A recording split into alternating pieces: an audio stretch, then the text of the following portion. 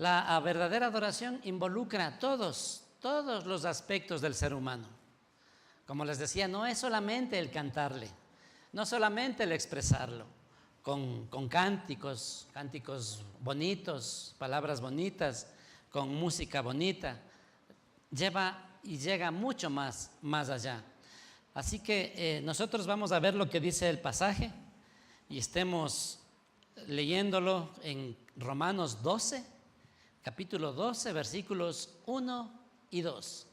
Vamos aquí, la lectura de la palabra. Dice así: así que, hermanos, os ruego por las misericordias de Dios que presentéis vuestros cuerpos en sacrificio vivo, santo, agradable a Dios, que es vuestro culto racional.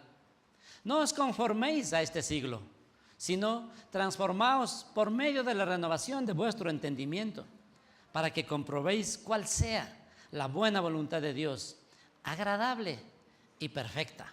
Amén. Para esto pues quiero hacer una explicación breve de aquí hay unas palabritas muy específicas y tenemos que saber.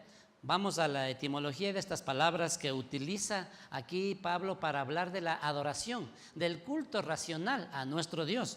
Y la adoración, pues nosotros vemos que en el Nuevo Testamento esta palabra era común, ¿verdad? El término más común para la palabra en el Nuevo Testamento para adoración era la palabra proskuneo en griego, lo que significa expresar afecto hacia el objeto de la adoración, inclinándose, postrándose y reverenciando, respetando a la divinidad, a nuestro Dios, ¿verdad? Eso significa la palabra esta proskuneo que representa adoración, obviamente con demostración física, de postrarse, de arrodillarse o de levantar las manos o de besar la presencia de Dios. A eso se refiere esta palabra. El significado literal es ese, besar hacia, ¿sí? Sin embargo, aquí en este pasaje, la palabra que Pablo usa en este pasaje, usa la palabra griega latreia. Esta es solamente usada en todo el Nuevo Testamento por cinco ocasiones. Y esta palabra se refiere a realizar los servicios sacerdotales en el templo. Previamente, antes del templo que fue construido en Jerusalén, también el pueblo de Israel hacía sus sacrificios y demostraba la adoración a Dios a través de sacrificios de animales en el altar. Precisamente en el tabernáculo, ahí habían erigido ahí un altar para en ese lugar pues poder sacrificar un animalito. La palabra de Dios, desde la ley, desde los primeros libros, hablaba de que la paga del pecado es la muerte.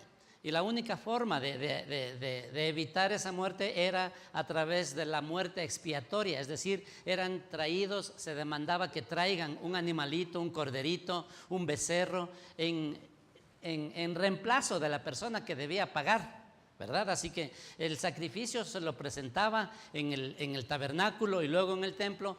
Ese sacrificio lo realizaban los sacerdotes, los representantes del pueblo. Ellos tomaban la víctima, tomaban el animalito y lo ponían sobre el altar, que era una plataforma elevada a la altura más o menos de los sacerdotes, donde podían poner ahí la leña, preparar ahí un lugar para que se encienda, y ahí sobre la leña, ahí le ponían a la víctima, al animalito, ¿verdad? Ahí lo sacrificaban, lo degollaban, se derramaba su sangre y obviamente eso caía y la víctima, el animalito estaba ahí listo para cuando el Señor al aceptar ese sacrificio, mandaba fuego del cielo y eso se encendía y era aceptado ese sacrificio. Ese era el modelo que se realizaba en el Antiguo Testamento. Así que la palabra que utiliza Pablo aquí para decir: os ruego por las misericordias de Dios que presentéis vuestros cuerpos en sacrificio vivo, santo, agradable a Dios, es esta palabra, ¿no? Es esta frase que significa eso, hacer un servicio sacerdotal.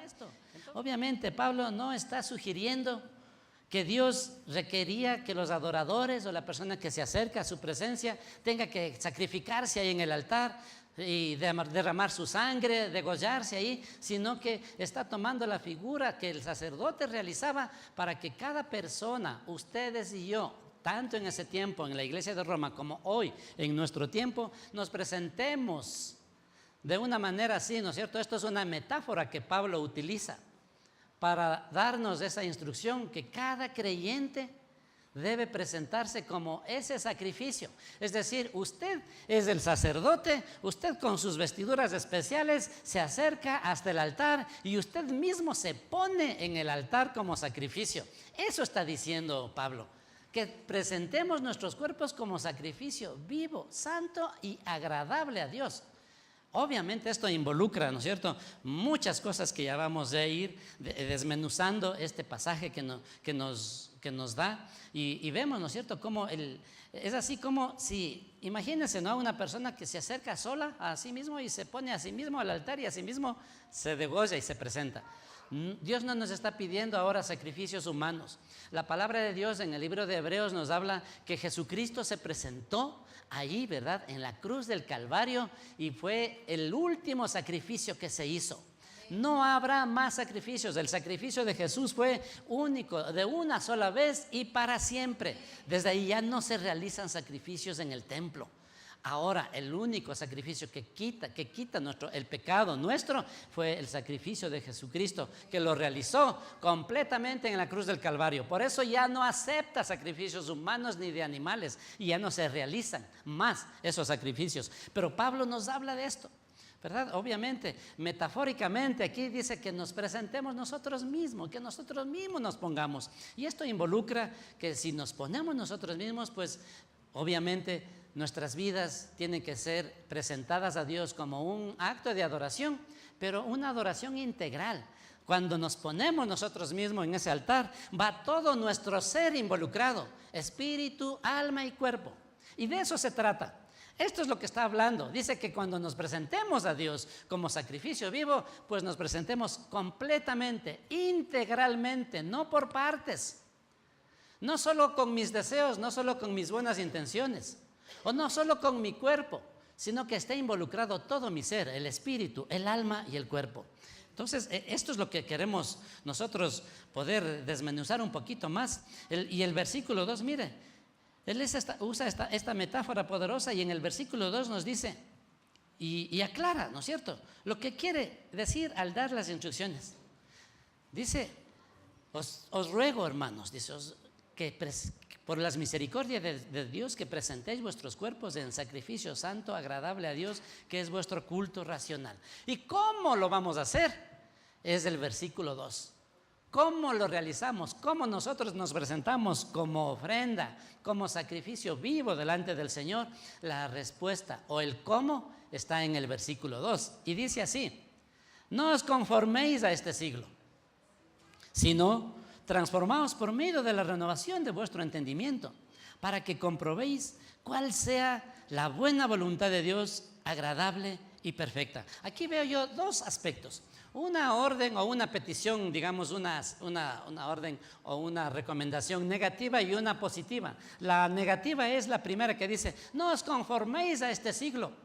Para que tú seas una ofrenda, un olor grato, un sacrificio vivo, agradable a Dios, nosotros no debemos conformarnos a este siglo. Es decir, no debemos amoldarnos al sistema del mundo, no debemos adaptarnos, no debemos hacer lo que el mundo hace, no debemos amoldarnos a lo que el mundo es y hace, sino que seamos cambiados, seamos transformados. Pero la primera parte es esta: no os conforméis a este siglo. ¿Y por qué habla esto? Porque al pueblo, la iglesia en ese tiempo, la iglesia de Roma, ellos se habían convertido al Señor. Obviamente no todos, así como en nuestro tiempo, de los 3 o 2 o 3 millones de habitantes que hay en nuestra ciudad, alcanzaremos el 5% de creyentes, por ser generosos, o el 10%. No sabemos ese dato, ¿verdad? De acuerdo a las estadísticas, se habla que en el Ecuador, el pueblo protestante representamos el 10% de la población nacional, que son 17 millones de personas. Así que asimismo era en Roma. Un porcentaje eran los creyentes, pero la mayoría eran obviamente gente pagana, que tenían muchos dioses, muchos ídolos. Era un pueblo idólatra. Roma ha sido, esa es su característica, todo el tiempo, toda la vida. Y Pablo les está hablando a la iglesia, a los romanos ahí en la iglesia de Roma, y les habla de que no se conformen, de que no se amolden, porque ellos venían de un contexto donde tenían muchos dioses. Y obviamente esa idolatría también iba acarreándosela dentro de los creyentes. También Pablo mira y observa de que había idolatría, de que la gente, aunque se habían convertido a Cristo, todavía tenían otros dioses. Todavía tenían otros dioses que lo reemplazaban al Señor Jesucristo. O a lo mejor le daban mayor importancia a sus ídolos o a sus dioses que al mismo Señor Jesucristo. Por eso les habla, ¿verdad?, de que no se conformen a este siglo. Era una religión, obviamente varias religiones, era un grupo, una nación politeísta, es decir, que tenían muchos dioses, y ese era el contexto, y aún en la gente creyente. Una religión donde aún la perversión, lo sensual resaltaba como parte de su adoración a sus dioses. Pues obviamente habían mujeres, habían prostitutas que hacían sus rituales en los templos, que hacían sus rituales como adoración a sus dioses. Recuerden, el sistema de adoración de los pueblos paganos, de los pueblos gentiles, eran así. Tenían muchos dioses, y por eso Pablo les aclara, les muestra, ¿verdad? Porque ellos practicaban muchas religiones. En esa ciudad era invadida de tantas religiones que eran paganas.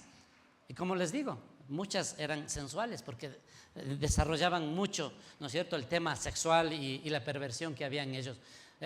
Tener relaciones sexuales con las prostitutas en los templos era un método de adoración, obviamente de adoración al Dios de la fertilidad, al Dios del amor. Entonces Pablo tiene mucho interés en tratar de llamar la atención a la gente, a los creyentes, de saber, de enseñarles de que ellos deben dejar de adaptarse al mundo, que no pueden seguir siendo creyentes, que no pueden estar presentando ellos alabanza o adoración, o que no es posible adorar a Dios si ellos estaban divididos, si ellos estaban teniendo otros dioses, o todavía les quedaba rezagos de la idolatría que habían tenido en sus vidas. Entonces aquí el apóstol Pablo les muestra, miren, sin lugar a dudas, muchas de ellas, de todas esas gentes que eran creyentes, eran tentadas a continuar participando de los rituales de esos grupos, de esas religiones paganas. Muchos seguían participando, muchos seguían viviendo y haciendo lo mismo. Entonces, la palabra de Dios nos dice que si alguno está en Cristo, nueva criatura es. Las cosas viejas pasaron, dice, he aquí todas son hechas nuevas. El Señor vino a nuestra vida a darnos esa luz y a mostrarse y a demostrarse como el único Dios, el único Señor. No hay otro nombre dado bajo el cielo a los hombres en que podamos ser salvos, sino a través de Jesucristo. Entonces es el único Dios y no hay otra religión, no hay más caminos, no hay otros caminos. Es errar, hablar o pensar que todos los caminos nos llevan a Dios. Lo que pasa es que no discernimos correctamente y pensamos, mire, como los hombres, los seres humanos, somos seres espirituales, todos los hombres buscan adorar a un ser superior, sobrenatural. Claro, no han encontrado al verdadero Dios algunos, otros sí lo hemos encontrado, pero los que no han encontrado adoran de diferente manera, buscan llegar a ese Dios de acuerdo a sus tradiciones o de acuerdo a lo que se imaginan. Entonces todos buscan llegar a Dios, eso es otra cosa. No que todos los caminos nos llevan a Dios, todos buscan llegar a Dios, pero pocos encuentran el camino, porque el camino es Jesucristo. Cristo dijo, yo soy el camino, la verdad y la vida, no hay más otro camino. Entonces, mire, el pueblo de Roma estaba así, ¿no es cierto?, pasando y pasaba y sufría y luchaba con ese estilo de vida, luchaba con esas costumbres de ese pueblo. Y podemos nosotros también imaginarnos, ¿verdad? Nosotros también con nuestro pueblo, con nuestra nación, en nuestro país, también hay mucha influencia, hay mucho tradicionalismo, hay muchas religiones, hay muchos ídolos con los cuales la gente, los creyentes, luchamos. Y Pablo los llama la atención, ¿verdad? Que debemos nosotros no amoldarnos a este mundo, no hacer lo que los otros hacen. Muchos piensan que agradan a Dios.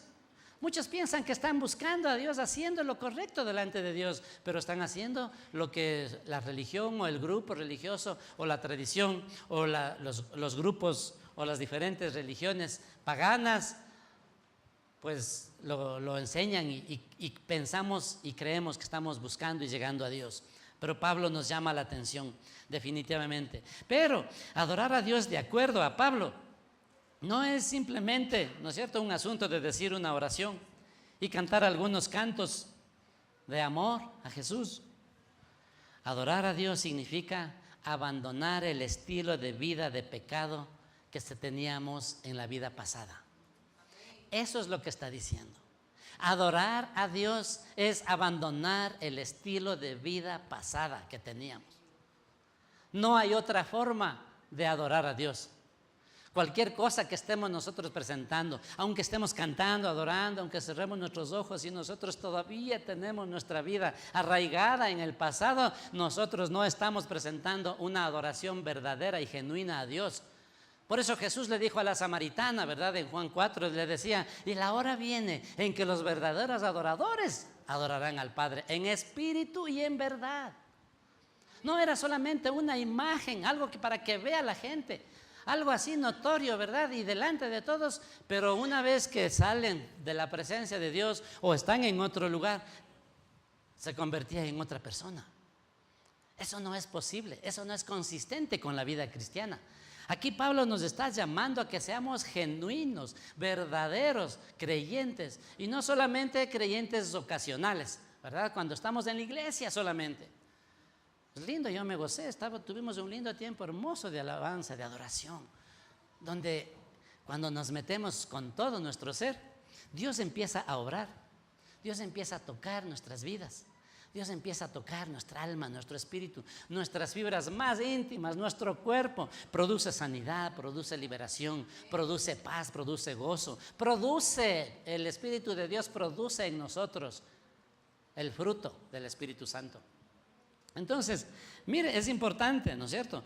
Así que significa abandonar el estilo de vida de pecado que en la vida anterior habíamos tenido. No en la otra vida, podríamos hablar de la otra vida. A los creyentes podremos, sí tiene consistencia en decir, yo en la otra vida era así un pecador, pero en la otra vida antes de conocer al Señor, no porque hemos vivido otra vida, ¿no es cierto? Antes de conocer al Señor, por eso cuando Cristo vino a nuestra vida, cambió, se dividió en dos partes, antes de Cristo y después de Cristo. Así como la historia de la humanidad, aunque lo nieguen, aunque lo han negado y lo han atacado, pues la historia de la humanidad está dividida por causa de Cristo. Decía todo antes de Cristo y después de Cristo. Así está. Ustedes leen los libros humanistas, la historia, la psicología, cualquiera, y siempre tienen que referirse a Cristo, aunque no lo crean. Aunque digan no creer, dice antes de Cristo o tantos años después de Cristo. Cristo es el centro de la humanidad. Amén. Así que Él debe ser el centro de nuestra adoración. Y Él, a través del apóstol Pablo, trae ese mensaje para el creyente, para que nosotros dejemos ese estilo de vida pasada y adoremos con todo nuestro ser. La verdadera adoración involucra todo nuestro ser. También, así como hablamos nuestro ser, podríamos decir entonces, el ser humano somos espíritu, alma y cuerpo. Porque no puede ser, no es consistente. Dios no recibe una adoración que no es genuina. Y para que sea genuina tiene que ser de todo nuestro ser. Es decir, lo que yo estoy presentando aquí tiene que ser el reflejo de mi vida fuera de aquí. Tiene que ser el reflejo de mi vida en el trabajo, en mis estudios, en donde nadie me ve. Aquí yo me presento y le alabo, le adoro, levanto las manos, me rindo ante Él, pero eso es solamente el reflejo de lo que tengo aquí dentro, de lo que soy, no de lo que estoy haciendo. Es importante ser, más importante que el hacer. Y aquí venimos, ¿no es cierto? Y venimos y cantamos y adoramos, alabamos a Dios, les llamamos adoramos, adoración los llamamos. Pero la adoración es presentarnos completamente al Señor como sacrificio vivo, adorarle con todo nuestro ser y genuinamente como somos, ¿verdad? Esto nos desafía a que nuestra vida tiene que ser cambiada, ¿no es cierto? Tiene que ser cambiada y ser así como somos aquí, ser en todo lugar. Así como somos cuando estamos en la presencia del Señor, ser aquí afuera en el bus, cuando esté conduciendo, cuando esté haciendo compras, cuando esté trabajando, ahí donde nadie le ve. Ahí nosotros presentamos todo nuestro ser en adoración al Señor. Eso es adoración. Eso es adoración en espíritu y en verdad. Cuando yo soy un buen trabajador, cuando yo soy un trabajador honesto, que cumplo con mi horario, que cumplo con mi trabajo. Es decir, tenemos que dejar la manera antigua de vivir. Pero ¿cómo lo vamos a hacer? ¿Con qué lo vamos a reemplazar? ¿Cómo es esto? Dice, sino transformaos por medio de la renovación de vuestro entendimiento. La solución, la respuesta, el recurso, la herramienta es ser transformados de nuestro entendimiento, de nuestra manera de pensar. Si nosotros no transformamos, no somos cambiados nuestra manera de pensar, nuestra vida no va a ser transformada. Aquí Pablo nos está hablando de una adoración transformadora, una adoración que nos transforma. Y habla, ¿no es cierto? Dice, si no, transformaos, transfórmate. Y aquí tengo yo algunos apuntes acerca de la transformación. Esta palabra que está usándole aquí viene de la palabra griega metamorfos, que significa transformación, cambiar de forma. ¿Sí? Pablo, a través del Espíritu Santo, nos insta a cambiar nuestra forma de vivir, cambiando nuestra forma de pensar. Entonces, para lograr esa transformación, es necesario cambiar nuestra manera de pensar. Por eso dice, renovando nuestro entendimiento. Aún Jesús, ¿verdad? Aún el Señor Jesucristo nos llama la atención, nos insta, ¿no es cierto? Cuando dice, transformados por medio de la renovación de vuestro entendimiento. El Señor Jesucristo en Mateo 12, 34 y 35 nos hablaba de algo muy importante. Decía, de la abundancia del corazón habla la boca. Y también dice,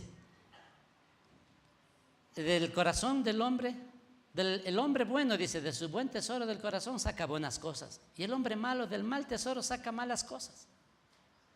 Está indicándonos que la vida, el estilo de la persona va a ser lo que tiene dentro, lo que es. Por eso habla, si tenemos cosas malas en nuestro corazón, nuestra vida no va a ser buena. No nos podemos engañar. Pero si tenemos cosas buenas, ahí sí nosotros vamos a poder presentar ofrenda, adoración a nuestro Dios. Y Jesús habla de que nuestra vida es el reflejo de lo que tenemos dentro o de lo que somos dentro, de nuestra relación con Dios. Entonces, por eso Pablo habla de que debemos ser transformados por la renovación de nuestro entendimiento, cambiar nuestra manera de pensar, y para eso tenemos que hacer algo, ¿no es cierto? Cuidar, ¿qué es lo que está llenando mi mente? ¿De qué estoy lleno? Bueno, muchos dirán, bueno, mi trabajo, mi profesión, sí, está bien, eso no produce conflicto con tu fe. El conflicto es cuando nosotros llevamos a nuestra vida actual las enseñanzas o las prácticas pecaminosas, o nos amoldamos, o los vemos a la gente pecar, o los vemos hacer lo que hacen, mentir como mienten, engañar como engañan, y nosotros también hacemos lo mismo. Entonces a eso nos está llamando, a eso nos está instando el apóstol Pablo, y Jesús también nos lo mencionaba. Mire, esto de controlar nuestra manera de pensar, esto se llama disciplina mental, y tenemos que nosotros desarrollar esa disciplina de cuidar qué es lo que estamos nosotros alimentando en nuestra mente, porque nosotros somos producto de lo que pensamos. Nuestra vida es resultado y consecuencia de lo que nosotros hemos creído y hemos pensado. Por eso el apóstol Pablo, mire, todo esto involucra este par de versículos. una transformación. Necesitamos esa transformación. Necesitamos hacerlo y tenemos que trabajar en nuestra mente. Así que mire, es importante que en nuestra vida nosotros debemos tener un filtro muy importante para cuidar todo lo que entra en nuestra mente. Lo que estamos mirando, ¿qué miramos en la televisión? ¿Qué miramos en el internet? ¿Qué escuchamos? ¿Qué música escuchamos? ¿Verdad? Alguien decía, ¿no?, que ahora hay pornografía no solamente visual, también hay auditiva, que lo puede escuchar, porque lo que se produce, lo que está produciendo el mundo, el sistema, esta era, este siglo, es solo pecaminoso, alejado de Dios. Y más bien es un atentado contra los creyentes, ¿verdad? Los que confiamos, los que queremos una vida santa, una vida sana, una vida que agrada al Señor. Pues nosotros tenemos una corriente muy fuerte que va en contra de nuestras creencias. Por eso aquí habla, ¿no es cierto?, de una disciplina mental que tenemos que desarrollar en cada uno de nosotros. Nosotros no podemos de ninguna manera honrar a Dios con nuestro cuerpo mientras que almacenemos basura en nuestra mente. Así es de sencillo. Y lo podemos hacer. Uno dirá, bueno, pero sí se puede. Sí, como después del que fuimos al mundial quedó esa frase en nosotros, ¿no? Sí se puede. Pero resulta que Dios no lo recibe. Es fuego extraño. Es una adoración que no sube a Dios cuando no es genuina, no es de corazón, cuando no hemos sido transformados. Y Dios quiere que seamos transformados. Nuestra vida debe ser diferente, debe ser otra. Tenemos que disciplinarnos a nosotros mismos para filtrar los libros que leemos. Aunque por una parte me da más tranquilidad porque ahora esta generación ya lee menos que las generaciones anteriores. Pero sin embargo, lo poco que leemos, ¿qué leemos? ¿De qué nos alimentamos? ¿Qué metemos en nuestra mente? La televisión, la música, pues una lista interminable podría seguir. Así que lo importante, la respuesta, el recurso que Dios nos da es que debemos nosotros transformar nuestra manera de pensar, retirando todos estos hábitos pecaminosos, cuidando, filtrando todo lo que va a entrar en nuestra mente y reemplazándolo con la palabra de Dios. Amén. Este es el programa que nosotros debemos meter en nuestra mente para que sean nuestras vidas transformadas, para que cambiemos nuestra manera de pensar y pueda ser ¿verdad?, consistente mi vida con lo que yo estoy presentando, lo que yo estoy haciendo, lo que yo estoy adorando al Señor. De lo contrario no sirve de nada. Así que mire, también en el libro de Efesios capítulo 5, 26, la palabra de Dios juega un gran papel en este proceso de transformación. ¿Qué dice Efesios capítulo 5, versículo 26? Pablo dice que los creyentes son lavados con agua a través de la palabra. Efesios 5, 26. Dice así: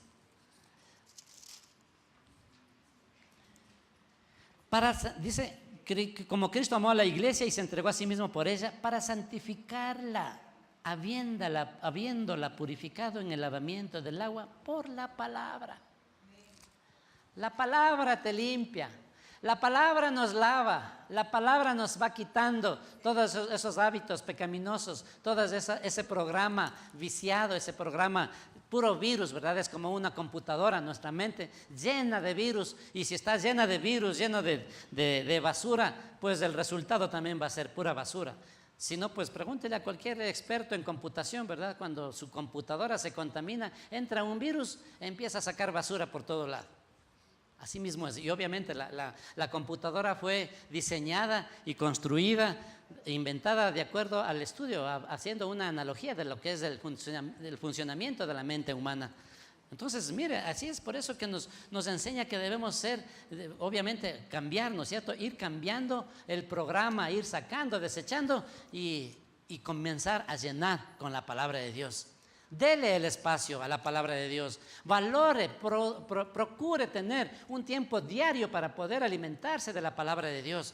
No se confíe, no crea que cualquier otro libro, no hay ninguna otra autoridad mayor para nosotros, para los creyentes. Esto fue una de las conquistas en la Reforma, donde la palabra de Dios se le volvió a dar la importancia de vida, la prioridad en la vida del creyente. Esta es nuestra máxima autoridad. No hay nada más, no debe haber nada más importante y de mayor autoridad que la palabra de Dios, porque es la palabra de Dios inspirada por el Espíritu Santo y útil para corregir, para redarguir, para instruir en justicia, a fin de que el hombre, dice, de Dios esté preparado, enteramente preparado para toda buena obra.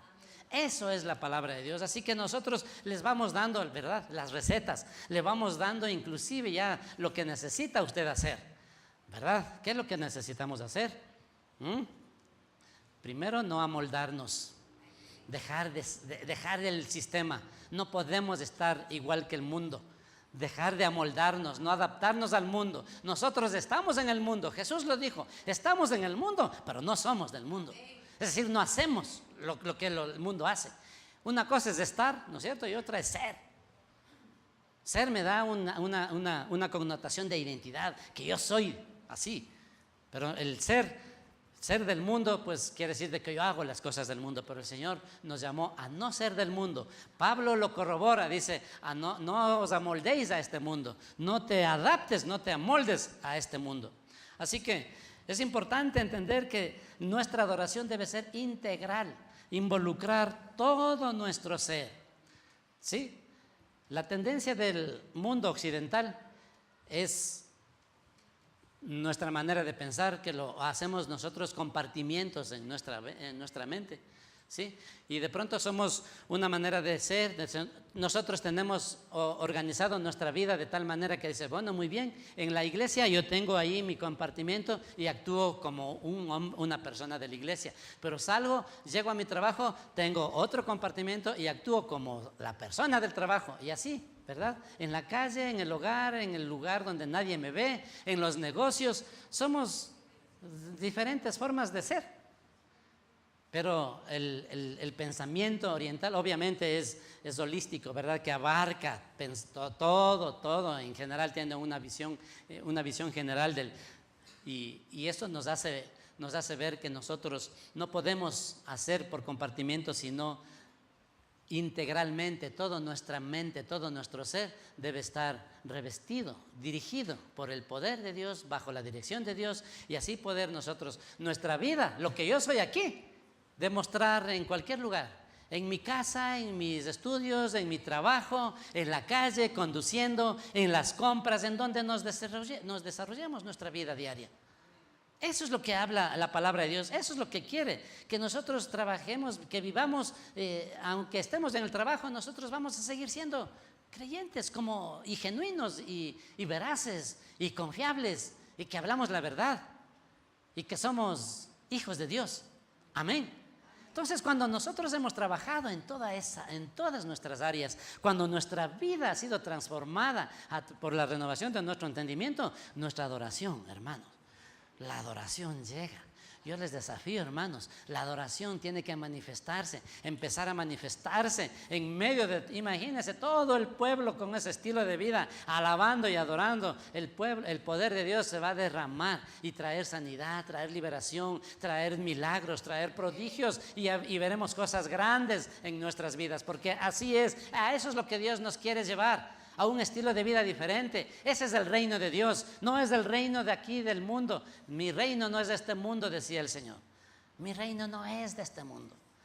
Obviamente le pertenece al Padre Celestial. Por eso es importante que nosotros aprendamos a adorarlo como debe ser. El libro de Marcos capítulo 12 versículo 30 nos habla de Jesucristo habla, ¿no es cierto?, acerca de un pasaje, un mandamiento que está en el libro de Deuteronomio también, donde habla, dice, amarás al Señor tu Dios con todo tu corazón, con toda tu alma y con toda tu mente. ¿Y qué más dice? Y con todas tus fuerzas. Mire, está involucrado corazón, alma, mente y fuerzas. Corazón. Bueno, muchos dicen que el corazón es el que regula los sentimientos, ¿no es cierto? Y bueno, tomemos para el ejemplo. Sí, sí, muy bien. Es decir, que debemos amarle con todos nuestros sentimientos, con todas nuestras emociones. También dice con toda nuestra mente. La mente, la palabra de Dios dice que la mente lo componen el intelecto, las emociones, la voluntad. Entonces también dice que si le amamos a Dios, lo amemos con toda nuestra mente, con toda nuestra voluntad, con todo nuestro intelecto, con toda nuestra inteligencia, con todo lo que somos, con nuestros sentimientos, nuestras emociones. Y también dice, con todo tu corazón, ¿no es cierto? Alma, mente y fuerzas. Cuando hablamos de fuerzas, ahí viene el cuerpo, con todo lo que somos. Y podemos alabarle al Señor, adorarlo, levantar nuestras manos, postrarnos, cantar, saltar, danzar. Algunos se asustan cuando ven a alguien saltando o danzando. Hermano, dice que nuestra vida es el reflejo de lo que somos dentro. Amén. Así que no, tampoco vamos a empezar a fingir, ¿no es cierto? Voy a estar saltando ahí todo el domingo, no. Cuando saliendo por ahí nomás le arma la conversación. ¿Y cómo te va? Ahí luchando, ahí viviendo para no ser soberbios. Y es tremendo porque el sistema es así. El sistema es así.